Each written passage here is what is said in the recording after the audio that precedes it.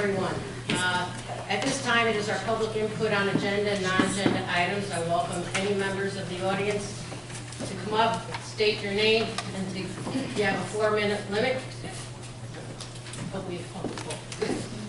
Sorry, so take it easy on me, it's only my second time.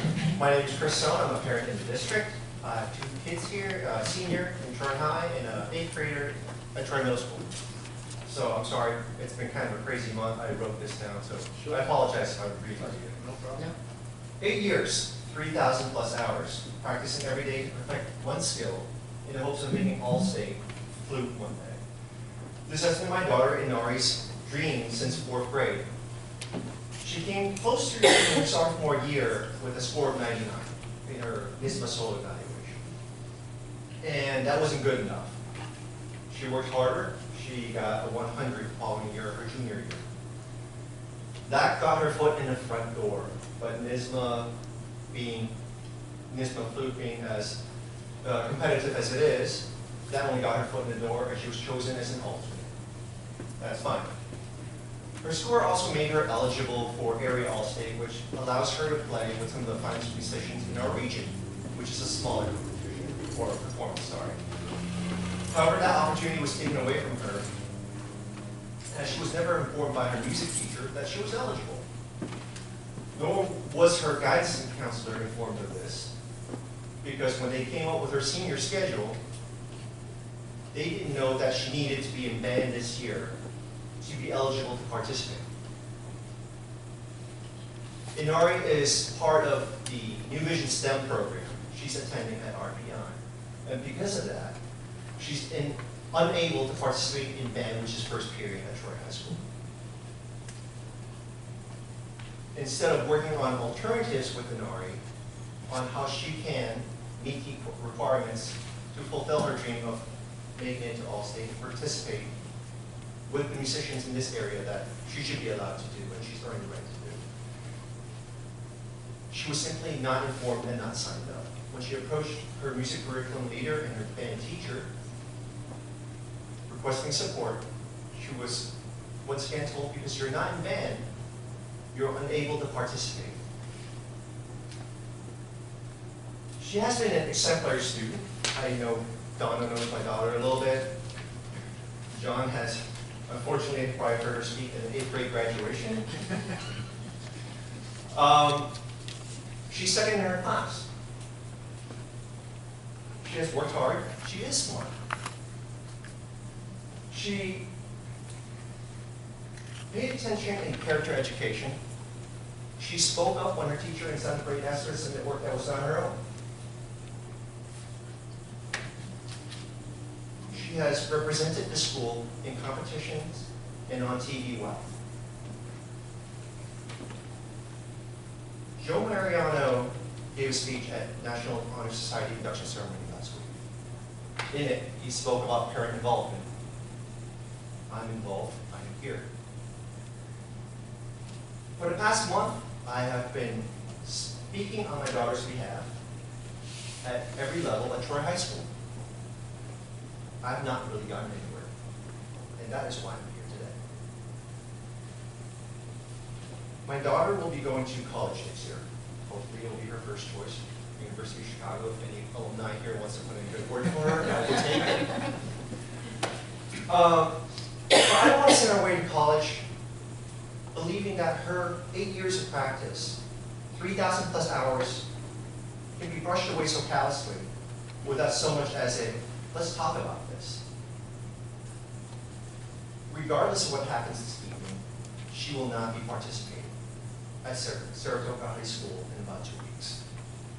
The deadline is passed.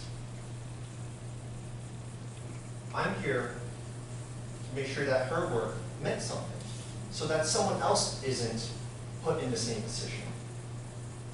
If her guidance counselor doesn't know about it, and you can choose to believe whether she was informed or not informed, I leave that decision up to each and every one of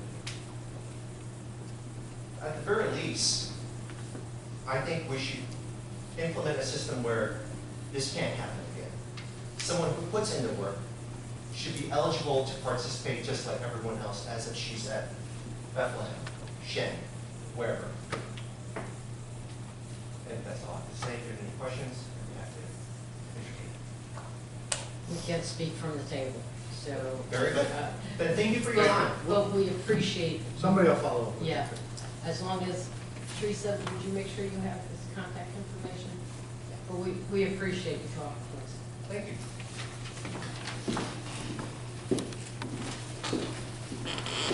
Is there anyone else that would like to get up?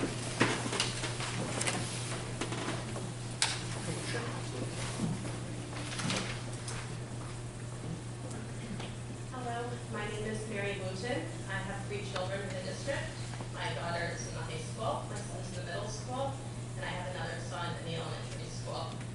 I am here today to speak about the bullying that is happening in the district, especially the middle school. Since the second day of school, my son was at the 7th grade. If you look at my phone records, I have called the middle school, just the district number, 26 times. This doesn't include the cell phone calls, the text messages, or personal phone calls from the staff of the middle school.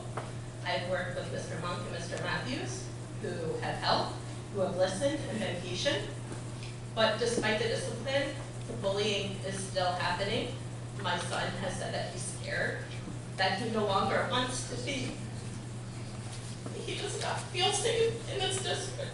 And it was not until I pulled him out of school a week ago, this past Thursday, and said, no more, we're done with this school, that I received a phone call from Mr. McShane. And we went in the next day for a meeting. We went in on Monday for a meeting. I invited Mr. Carmelo to this meeting. I placed 2 phone calls. I received a phone call Monday morning stating that we're at a conference on Friday and that there was an apology that you could not call back, or they could not.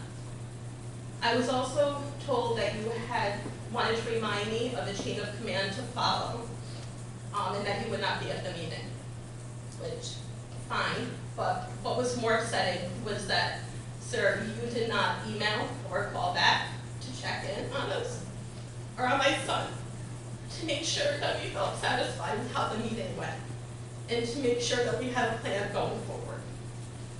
So I just wanted to let you know that. And my son does have a right to be in school and feel safe, because there is a 0 tolerance for bullying, and under the Dignity Act, he does have autism.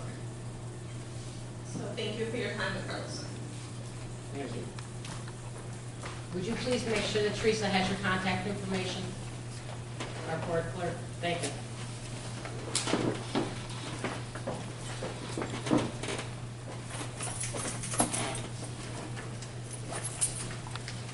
If there is anyone else that would like to get up? Okay, at this time, we have superintendent update. Thank you. So it's been a little while that we've been able to share some state assessment results. So these are usually end of summer, start of school year kind of things, but the exam results were just released, so you're getting it in November. Dr. Watson will go after, like we typically do. I'll give you a quick rundown of what our results look like, and then we'll talk about what we have as planned for this year to make sure the improvement happens and we keep rolling along. I think everyone in here will know. I'll start with the mission statement. The Troy School District will provide a strong educational social foundation to graduate all students college and career ready. Right? That's what we're doing each and every day. We're trying to operationalize that. We're trying to make that a reality for all of our students.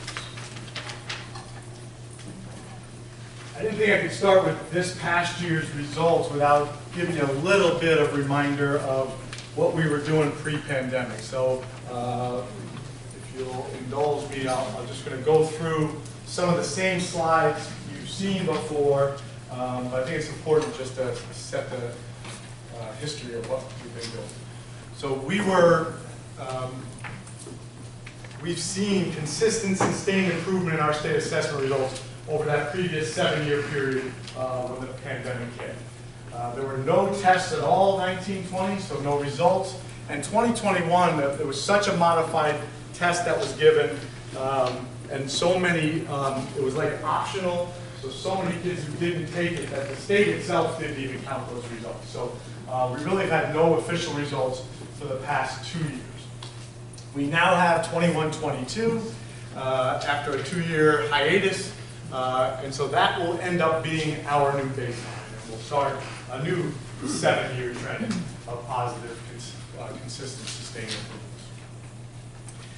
I won't go through all these again. This is pre-pandemic, right? So this is something we talked about every year. Every year we added a year on, and it was every single year. That's ELA and that's math. Every year we increased the percentage of kids who were proficient on the state assessments from the time the new exams started in 12-13 all the way up through 2018-19.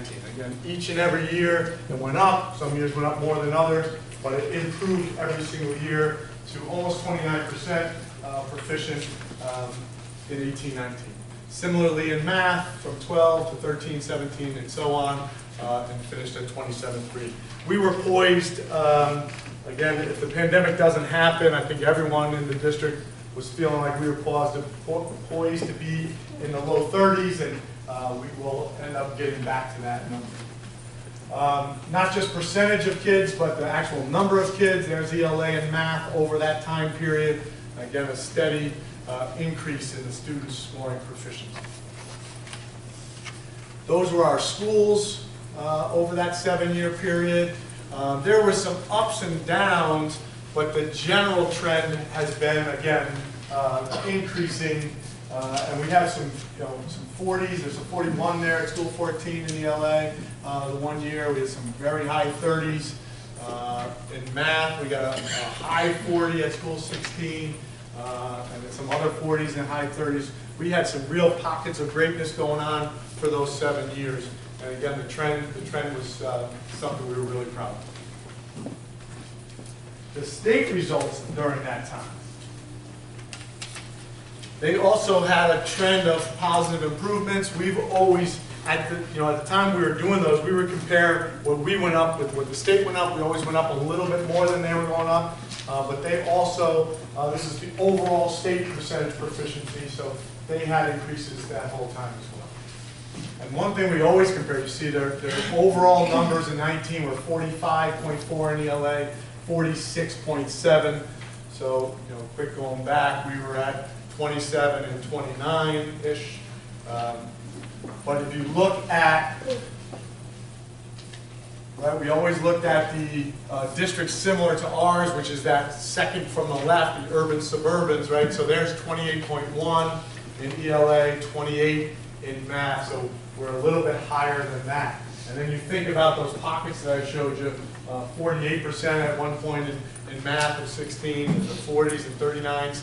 At some of the other schools, 18, 14, we're up almost to the highest level of that average need. So really great results we were seeing. Post-pandemic, right? So now we're talking about 2 straight years of a lot of kids staying home, things being virtual, things being hybrid. It's been a really tough time. And I vowed at opening day we weren't going to talk about it anymore, use that excuse anymore, but kind of have to here just to give the context, right? So here's the states, and now when they released it, they just released it last week, but when they released it, they talked about, in one sentence they say, and they're right, it's really not fair to compare the 21-22 results with the 18-19 results, right? That's 2 years, 2.5 years of all the stuff that was going on, all the learning loss, all the mental health, emotional health issues that are going on. But you have to use it, you have to use some context to see about where we are. So in ELA, they actually, across the state, went up 1.2%. In math, they went down 8.1%. So comparing, again, it's not a true, perfect comparison, obviously. It's different kids, and it's not even, we always would compare like last year's 4th grade to this year's 5th grade. You really can't do that with these results. But again, overall, they did make the comparison. They have some graphs that they showed. So they went up 1.2 in ELA, down 8.1 in math.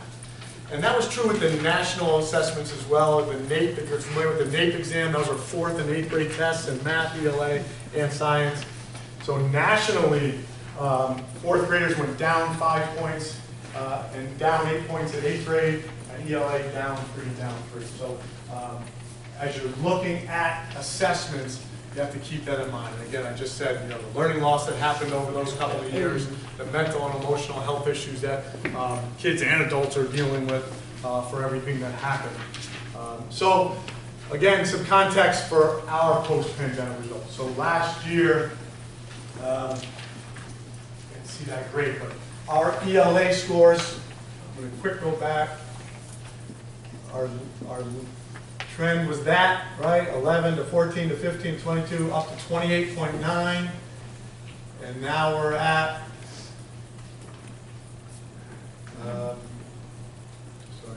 30.7. So we went up 1.8. Again, not a perfect comparison, but comparing 2022 last spring to the 2019 pre-pandemic, we still are showing gains in ELA. In math, we went down. But I just showed you the national one went down 8%. The state went down 8. We're down 3 in math. Some of the reasons people say is it's harder for parents. If kids were home, like I said, it's harder for the parents who have taught math than it is to help them with their reading and that kind of stuff. And there's probably some truth to that. So there's our results from last year. Again, math was 24.3. I do want to show you. I should have put the slides back up so we can see that. There's our math.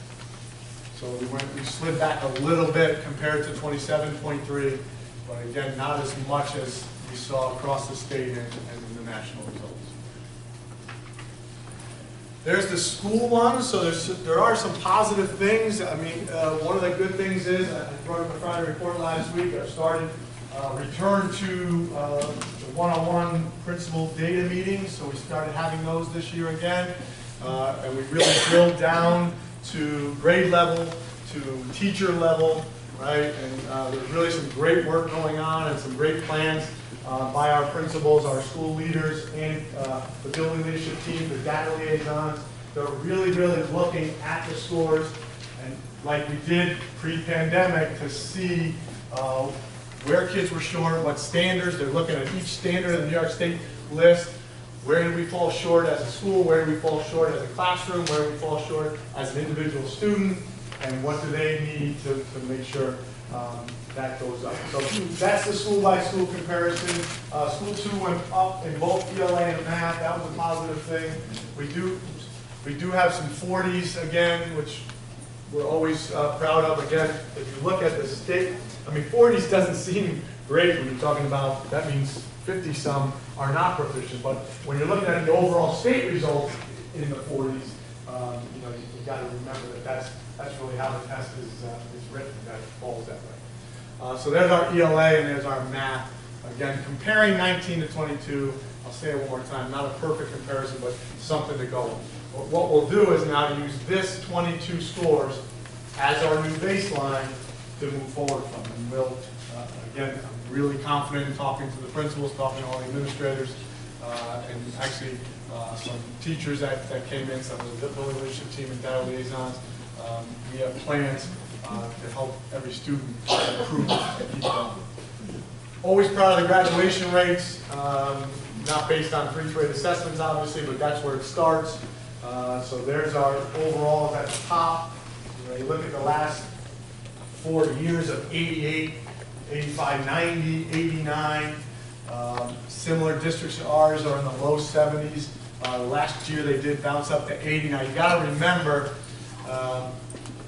that the last 2 years there's been some flexibility with students because they didn't take Regents exams. So the overall state graduation rate, which was typically in the low 70s, has increased as well. We were already at that 87, 88 before that happened. So always proud of that graduation rate. Proud of our African American students' graduation rate. Again, there's a lot of talk always about achievement gap, and we're in the mid to high 80s, or excuse me, mid 80s, or 87 and 2018, but mid 80s for our black students as well. Again, you can look at New York State overall, which we're a bit better than, and certainly better than the similar districts. So that's the new baseline. We have a renewed focus at the beginning of the year. For those that were there, we talked about a reset. I'm not talking about the pandemic anymore, so that'll be the end of it today. Reset, re-energize with the positivity throughout, and that's really maintained in all the buildings. It's really great to see every day when I'm in those buildings. And refocused. And what are we refocusing on? Is going to be what Dr. Watson's going to talk about. We have a lot of great new programs that we've instituted this year to make sure that that positive trend continues. So I won't put up the questions yet until Dr. Watson's done, and you can ask me. Are you on this one, or do you have to like I think it's a reset? different one. Usually we're on the same. I think you went rogue. Did I go rogue? I don't know how to go rogue. Somebody gave me this, and I just clicked. While Teresa's switching up, I do want the board to take notice. This is the first time in a decade that my packet has fewer slides than the Yeah, really. packet. We all noticed it. I think that deserves a little bit of recognition. Let's see who talks more. Right, yeah. So 10 years. Let me see the size of the print. Kenzie, get yourself under control. Elizabeth, she went back and forth. I don't know where to stand. I don't want to have my back. Yeah, back and forth. over here, she went back and forth. Oh, dear. Oh, you're All right. front and back. Yeah. Dr. Watson. So I get to talk about the good stuff. So how do we build on the momentum and keep the great work happening that's happening in our district? And it is a credit to everyone in this room, the board, the incredible support that you give us, and all of the leaders who are leading this great work every day. We could not do it without all of you. Just a couple quick slides, operationalizing our mission, as Mr. Carmelo said. Our mission statement, which is, graduating everyone college and career ready, and providing a strong social, emotional foundation and academic foundation, everything we do comes back to this mission statement. So when we are talking about college and career liaisons or equity work or whatever we're doing, it really is all coming back to this mission of graduating all of our kids college and career ready for a life of their own choosing after they leave us. So we're going to operationalize our mission. We're going to adhere to our theory of action, which just is really our belief system. We believe all kids in this district can achieve at high levels, and that we'll change what we're doing if we need to make sure that they do. And data will support all of our work. So it's a strong belief system that we have. We have to all believe that if whatever we're doing isn't working, that we can find another way. And if that doesn't work, find another way and continue until we find the way that works. Focusing on our DSIP priorities, and not to go through all this again, you remember we have 3 main priorities in our DSIP. One about social emotional developmental health of students and families, all students. And those who are struggling, we do care deeply about making that right and making sure they have the supports that they need. So prioritizing social emotional, prioritizing instruction, and that includes intervention for kids who've fallen behind or for whom there's been a learning loss or a gap. And then finally, improving equity. Equity in opportunities and equity in outcomes. And I'm excited to talk about these 3 priorities. In addition to those, the last thing that we have informing our work is really honoring the themes that we talked about opening day. So if you were here opening day, Mr. Carmelo spoke about reset, re-energize, refocus, and I spoke about finding joy in our work again, moving beyond the pandemic and getting to a place where we're actually finding joy again in our work. And I feel like we started off really strong, then we had some reminders from Mr. Carmelo, this is on all of us to keep this going, this positive energy and momentum. So we have all of those things helping to inform our work. So let's talk about the strategies. And there's just one slide for each of the priorities with strategies. So the first one is around social emotional health, and it's I know that Ms. Dumdino McPhee presented at the last meeting, and I think those other leaders who are still to present probably will speak about a lot of the same work, because we are being very consistent and very deliberate in the district. So there is increased social emotional support. We have consultants working with us that the work is embedded in our schools. So it's not just the counselors and the extra social workers and all of the great work that Mrs. Fitzgerald is leading in her department with Mrs. Brewer, but also in all of the schools. So we have Rebecca McGinn, Karen Pepper, Heidi LaFleur, who are working either with our coaches or in our schools to really speak to trauma sensitivity, really having a strengths-based focus with our kids, asset-driven. So what are the strengths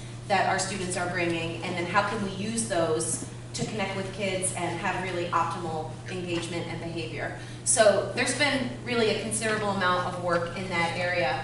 We've talked about improving engagement, relevancy, and cultural responsiveness. This came from a lot of different places, but not the least of which was our student survey data.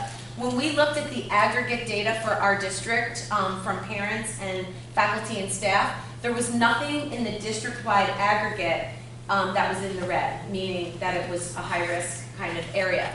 But there was for the students, and they spoke about engagement, relevancy, and cultural responsiveness. And so opportunities to work together with kids in their classes, opportunities to have really rigorous curriculum, feeling like they're represented in the curriculum. So there were a lot of lessons there that we learned from our survey data, and we're working on those.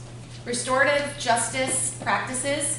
Lori DiCarlo is a staff developer there. She's an embedded person. She's going to be working with all of the leaders in December, I believe. A 2-day training for us. And buildings are each in a different place with their restorative practices work, so we're meeting people where they are and really helping to move that work forward. The attendance specialists are doing a phenomenal job helping to engage families as partners and really upping the level of home visits so that they are successful. We've partnered with NYSIT to do some of that work, and Carolyn Williams, who's a phenomenal resource to us. Really, it's not just ringing the doorbell and saying, "Hi, I'm Donna Watson from the Troy City School District," but really understanding what are the components, how can we make a really strong connection, what is the best way to work with every single family. So that has been really tremendously helpful, and we're seeing the data is showing that those attendance specialists are really having an impact on our chronic absenteeism. And then finally, on this slide, our K-9 therapists for this year. I think I have them. Teresa put them on the next slide. Hopefully you can see them. This is Troy City School District's K-9 therapist for this year. We have Ollie, who's the Carroll Hill dog in the upper left. I don't know, Ollie has on like a yellow jacket or something. It's a bumblebee. Oh, a bumblebee. That must have been Halloween. Gus, who's actually my neighbor's dog in the upper right, is the school 18 therapist. And then in the bottom, of course, who could not readily identify Dora, the school 2 dog, who comes to work every single day, ready to engage with kids and help make everybody just have a wonderful day and smile. And really, I've been able to see it in my visits at school too, the impact that Dora has had on, students who are anxious at first to come in, that she helps them to transition. She's a reward for students who are maybe struggling a little bit. They work for some Dora time or to take a walk with Principal Klopo and Dora. So our K-9 therapists they don't get paid, so they're really a great resource. They're affordable, lots of treats. So anyway, we're finding that they really are helping because it has been a very, very difficult time for a lot of our students and families. Moving on to the second priority, instruction. These pictures are not that big, I'm sorry. I was trying to limit my slides, so I crammed everything on them, but you can see, I do have to talk about 2 main things. The co-teach model, you can see that's Kayla Weatherwax on the bottom right doing a conference with a little girl at School 14. And when you're doing walkthroughs and you're seeing the co-teach model where there's multiple teachers, it allows for more frequent one-on-one work like this with students, which is really, we know that that makes a very big difference in terms of student growth. So I think we were able to to make up some of the losses we did experience and have gains in ELA because we were able to have more adults working and increasing the frequency of the one-on-one and small group time. This particular conference that I saw, it was a building visit at 14, and Mrs. Weatherwax said almost nothing this whole time. This little girl was going through, it was a writer's workshop, and she was going through her written response with the rubric, and she said, well, this is a 2-point question, and now that I'm looking at my answer, it asked me to answer this and give 2 details, but I only have 1 detail, so I could only get 1 point on that, not 2. I mean, it was like a beautiful self-assessment that the student, the metacognition of the student really understanding what is the task, what was I supposed to do, what did I do, how many points would I get. I mean, it all came back to this, and it was just really, really powerful, and that's happening with all of the students. The picture on the top, also at School 14, shout out to Mrs. Cloutier, who's here tonight, that's Renee Patty's classroom library, which is, you know, you've seen on almost every slide how proud we are of the expansion of our libraries to include culturally relevant books, books representing all kinds of different students and cultures and family structures and all kinds of, you know, just a diverse set of circumstances. So really, kids should all be able to find books that resonate with them, books to which they can identify, and books that they want to read and love to read.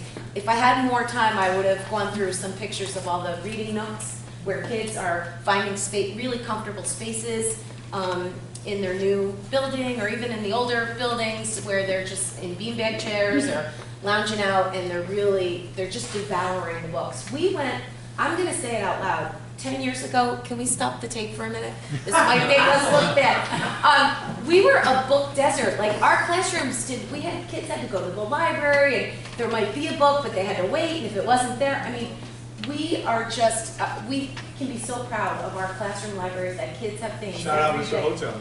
Mr. Hoteling has been amazing.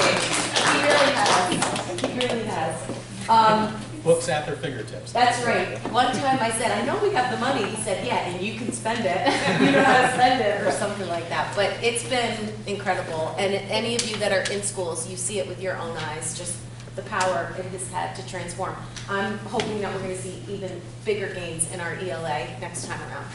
Some of the other things on the instruction slide, again, this list doesn't include everything, but the big things. So Summer LaGrippo, I know, is in the audience. Her work with the coaches were working kind of differently in every school, and we did try to reserve some discretion so that principals can direct the work of the coaches, but essentially they are doing the same jobs now in all of our schools. So they're running data meetings, they're participating in data meetings, they're doing embedded coaching cycles where, you know, you're seeing them now in the room. So it's the coach and the teacher might be doing a lesson together, or the coach might be teaching a lesson and the teacher's watching, or the coach is watching the teacher and then giving feedback, or any hybrid of those things as well. So they're participating in the data meetings, they're doing the embedded coaching cycles, and then they're collaboratively planning with the teacher, which is great, especially if you're a new teacher and you don't have the depth of strategy yet in your instructional toolbox.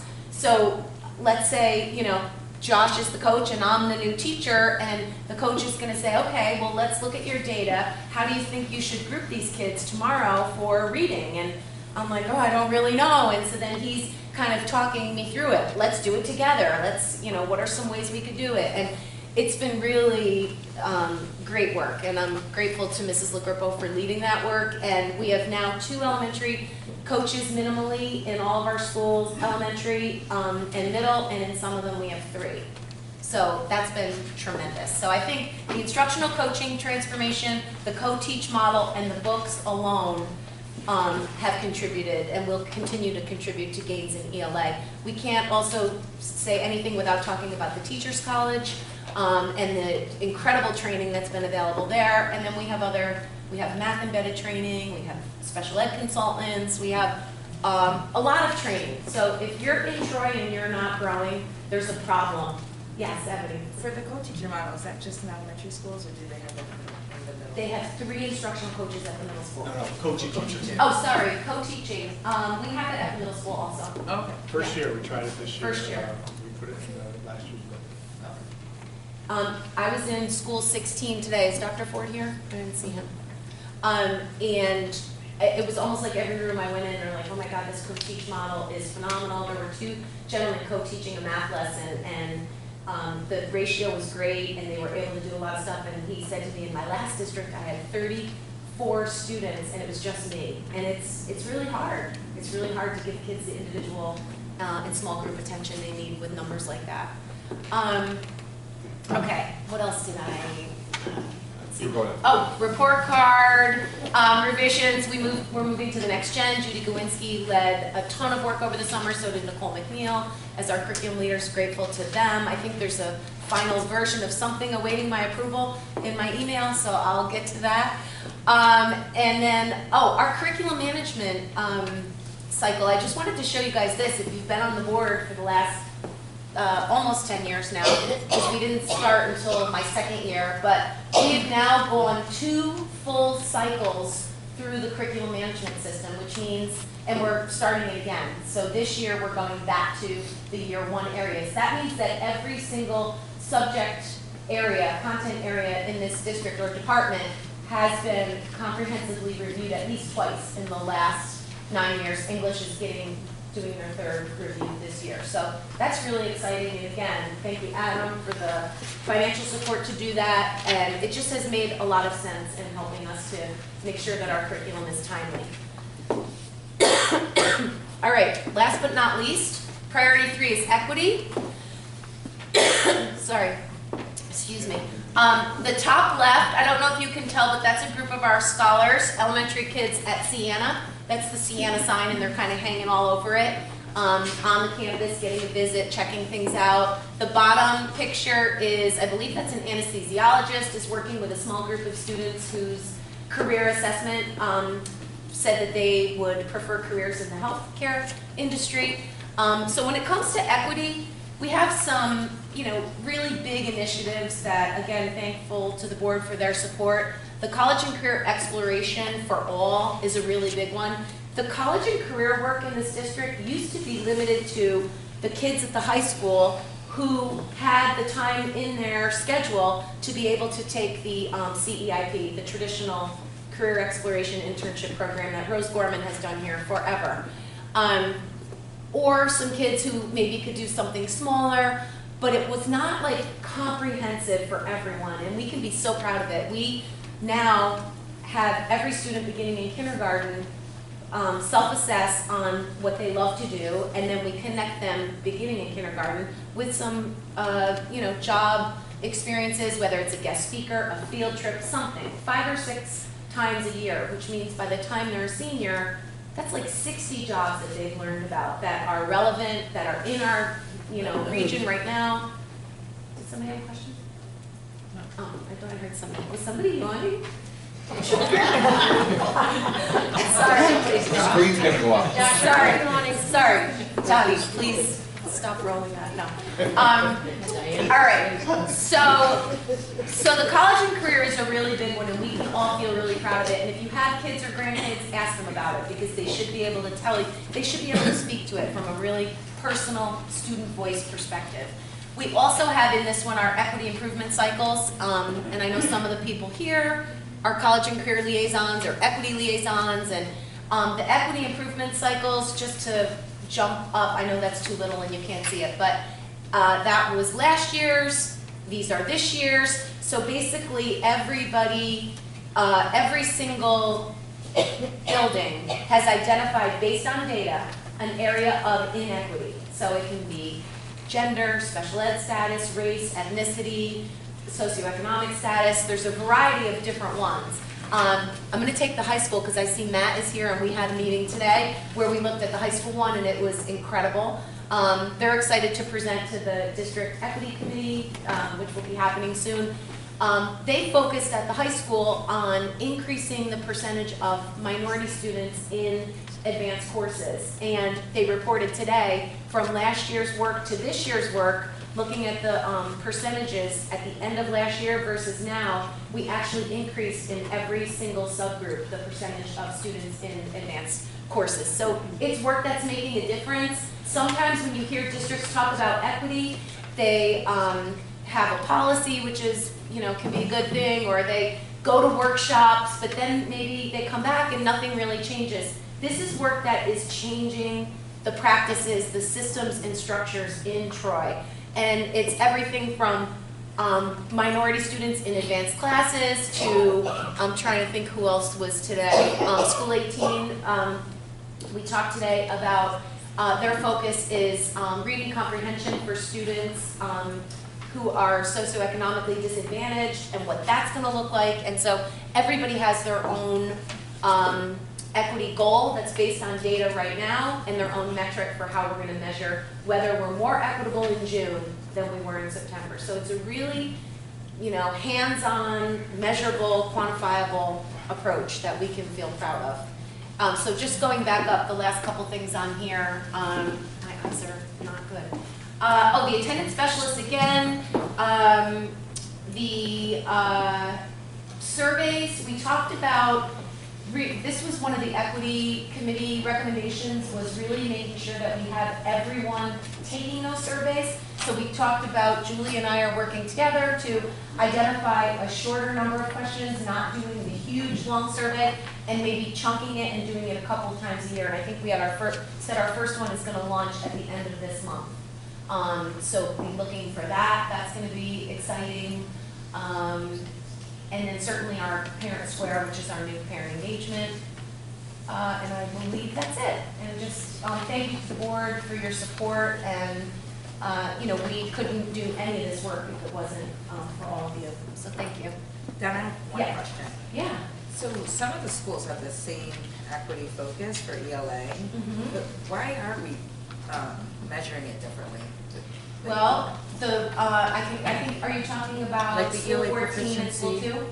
Yeah, and then middle school, like we all have the ELA proficiency of Black African American males, but why are we measuring it different? Well, the focus, I'll use School 2 as an example because we recently met on there. So their focus is on ELA achievement. So their area of inequity was the ELA achievement of Black male students in kindergarten. That was their goal last year. This year, they're adding first grade.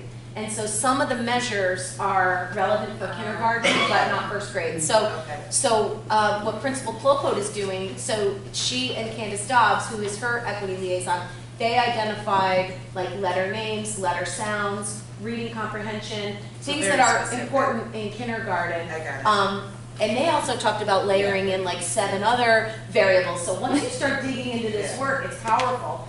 But I didn't tell anybody what their goal was going to be. I just helped them think it through and work it through and talk about how we're going to measure it. We have Dave Abrams helping us to do some of this work, but it really came from everybody. It came from each of the buildings specifically. So they all identified their own area, which I think goes a long way for buy-in, that people are really vested in it. And I was just interested. It makes sense because I didn't see the call out of kindergarten and grade 1 for School 2 versus just everybody. Yeah. So, okay, thanks.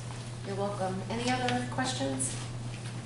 Not a question, but Donna, you were just interesting, the priority on the social emotional health. Yeah. As you know, we were all at that school board conference last week, and a couple of us went to this one titled Beyond COVID-19, Addressing Mental Health Needs as a Community. And this one school district has partnered with a local hospital. And they have a psychiatrist that comes into their buildings once a week. Once a week for like 8 hours. 4 hours, right? 4 hours. 4 to 8 hours. They pay for it, but it's mostly aidable. Yep. So I have all their information and stuff, but it was pretty impressive. Yeah. The amount of kids they have, this year alone, they've had 70-something kids this psychiatrist has talked to. They've had some go, that went into the hospital. They can like basically fast track into the hospital. Yeah. So I don't know. Yeah. It was. Any of the hospitals around here would partner. We do have it's some. really interesting. Yeah. Really I interesting. got it from you and I got it from Ebony, both because I wasn't at that one, I shared it with Donna Fitzgerald, who already went through it with her assistant director and brought it to her. It was a different one. She was a different I think mine might have been different.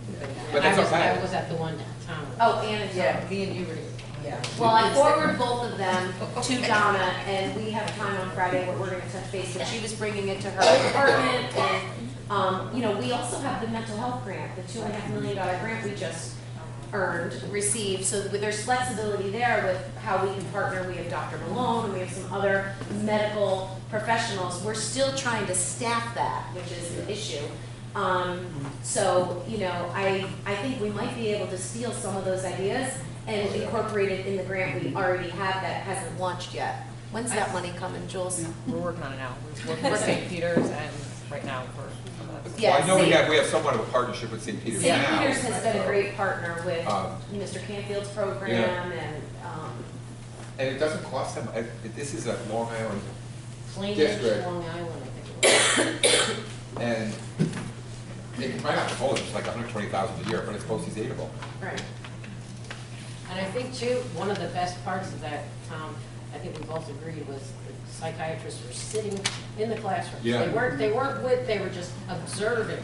Yeah. And then they could actually speak about what they were seeing with the children, you know, so it was really, it was Yeah. pretty, I mean, we were both like, wow. Yeah, We can it's use pretty intensive, it's an intensive model, Yeah. like intensive mental health support, which, you know, we have stepped up tremendously in Troy as well. Like, it's a different mental health game. Yeah, in a sense, and they said even some of the staff have, Yeah, you know, reached for out. sure. Any other questions? Well, thank you, everyone. Thank you, Don. Thank you.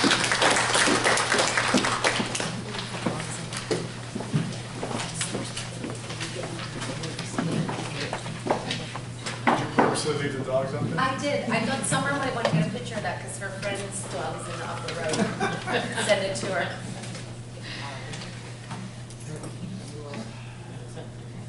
Did anybody have any questions for Mr. Carmel? Approval of minutes, motion on the floor for approval of minutes, October 19th, 2022. Second. Discussion? All those in favor? Aye. Opposed? Superintendent recommendation, human resources, staff matters, unclassified and classified. Under classified, motion on the floor for consent agenda items 1 through 11. Second. Discussion. All those in favor? Aye. Opposed? Under classified, motion on the floor for consent agenda items 1 through 5. Second. Discussion? All those in favor? Opposed? Superintendent recommendation programs, motion on the floor for consent agenda items 1 through 5. Second. Discussion? All those in favor? Opposed? District announcements, future meetings, all meetings take place at 6 p.m. November 16th will be at School 16. December 7th will be back here at the middle school. And good news. I'm going to begin with, last night we went to a fundraiser. I know Donnie was there, myself, we went to juniors.